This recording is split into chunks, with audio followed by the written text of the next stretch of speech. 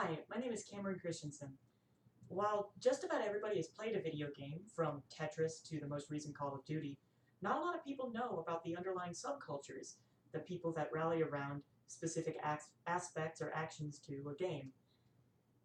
Uh, having been having grown up playing a lot of video games from too early of an age, I have found myself drawn to these communities and find it a shame that a lot of people don't know about them and what they can do for the game industry and the world as a whole. The communities I focus most on are the modding community, the competitive player base, and the speedrunning community.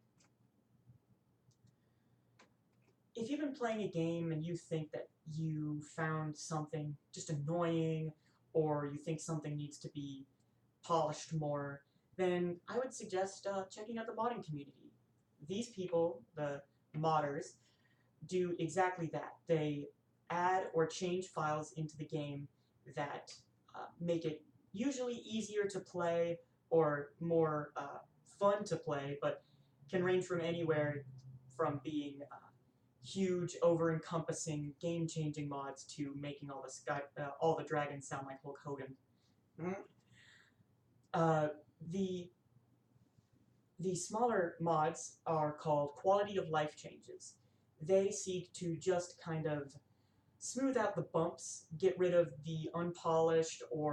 um, the unpolished or annoying little changes in the game that make you want to be able to play it for longer instead of dredging through it. The larger ones are called overhaul or revamp mods that seek to take the systems in a game and build them from the ground up and how you interact with them. More recently, developers have been seeking out new, let me rephrase, companies have been seeking out new developers in the modding communities as they would have more experience with their kind of game and that programming. Maybe you don't want to really change the game, but would rather be the best at it, whether it's in your friend group or in your local area. I would suggest heading to the competitive player base. This player base or community is a group of people that strive to be the best in whatever area they choose. Excuse me. Most often centered around fighting games, but not restricted to that, with competitive scenes showing up in anything from team-based first-person shooters to puzzle games like Tetris or Puyo Puyo. More often than not, these people, once they get high enough in popularity by showing their skill, will get drafted by esports teams. These teams, unlike physical teams, will often branch out into multiple different games and recruit players in each of them. They often support the player and help them get to their competitive tournaments, and in some cases help them make a living for themselves.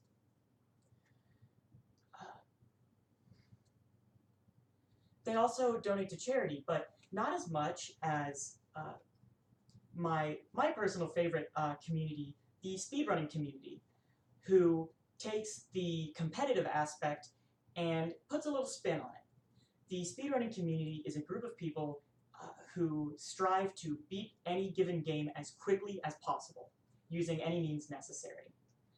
There are many different kinds of categories they split up their leaderboards into, ranging from beating the game with no real limitations to collecting every single item you can find in the game to collecting as few as you can find in the game. These speedrunners are a very welcoming community, especially in my experience, and are constantly giving guides and resources to new players in order to help grow the community.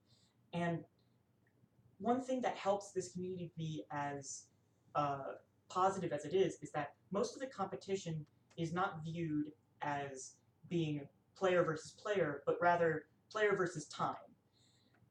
It is usually taken higher precedent for someone to have, for the game to have a lower time rather than for you to be the one with that time.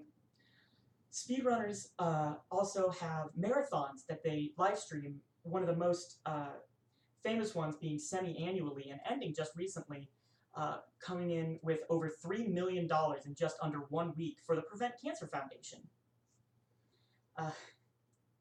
I really enjoy all these communities, and I do think it's a shame that people aren't able to see them as much as I have, as they're very helpful in enjoying the experience and finding new people to hang out with. So maybe next time, if you are playing a game and something just doesn't feel right, you can check out the modding community and see if somebody's changed it, or maybe make that change yourself. If you think that you're the best in your friend group but want to get better, check out the competitive player base. They've always got new tricks and new local tournaments for you to play in. And maybe if you want to explore your favorite game and try to beat it as quickly as possible and figure out all the little glitches and tricks, try out the speedrunning community, and I think you'll find a welcome place there. I hope that you all will be able to experience games as less of a single player, more of a multiplayer aspect. Thank you.